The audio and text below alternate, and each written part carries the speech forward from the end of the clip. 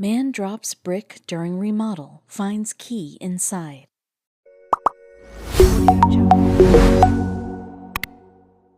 As he approached the situation, he couldn't believe what was unfolding. He gripped the key tighter that was in his pocket. His pulse was racing. He knew at this point he didn't have much to lose. He grabbed the key out of his pocket and unlocked the door.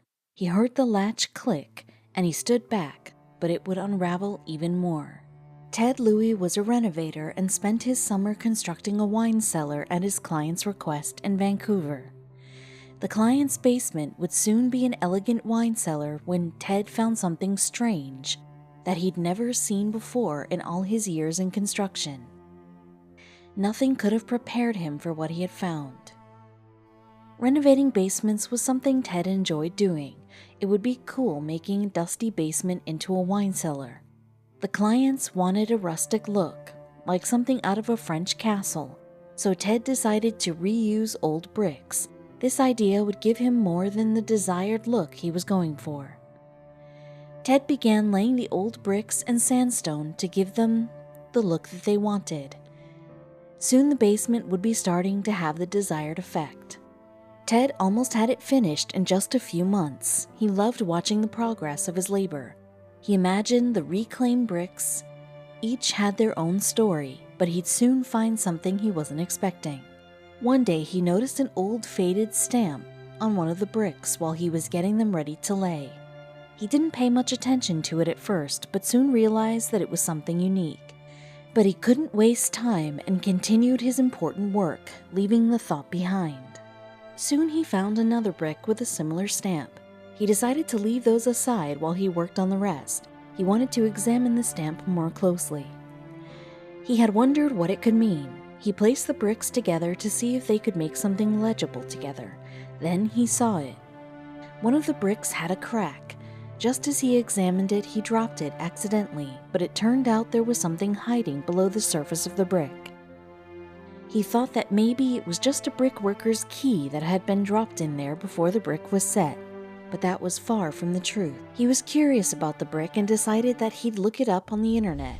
He wanted answers, or at least a better understanding of what was going on. I did some research to find out where and when these bricks came from, Ted remembered. The original company that made the bricks was based out of Vancouver and closed down in 1938. But that's not all.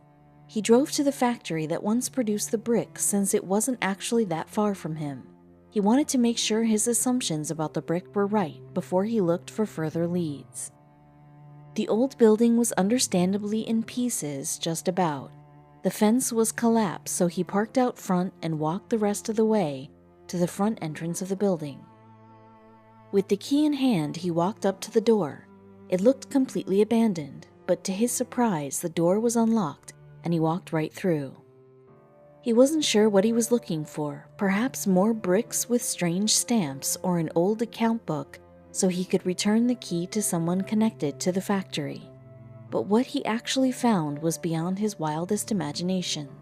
It wasn't long before Ted stumbled into a decapitated red brick wall, the exact same as the bricks he was using for the wine cellar.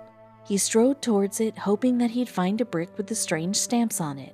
But as he got closer, he saw something completely bewildering. His hand clasped around the key in his pocket in disbelief. On the wall was a strange lock. It looked completely out of place. Ted took out the key in his pocket and looked at it with suspicion. With nothing to lose, he put the key in the lock and turned it. He heard a slight clink sound and stood in disbelief at what just happened, but the best was yet to come. He pushed the mysterious wall and it gave way. It was a door that led to an empty, dark room, a hidden room in the factory halls. He scratched his head, stood back, and wondered what on earth just happened. Quickly, he got out his phone and started recording. Then he posted his bizarre story online. His story was met with a lot of skepticism. Many people didn't believe that this actually happened. Some commented, "This is a very cool story, but it's just too unbelievable. How does something like this even happen?"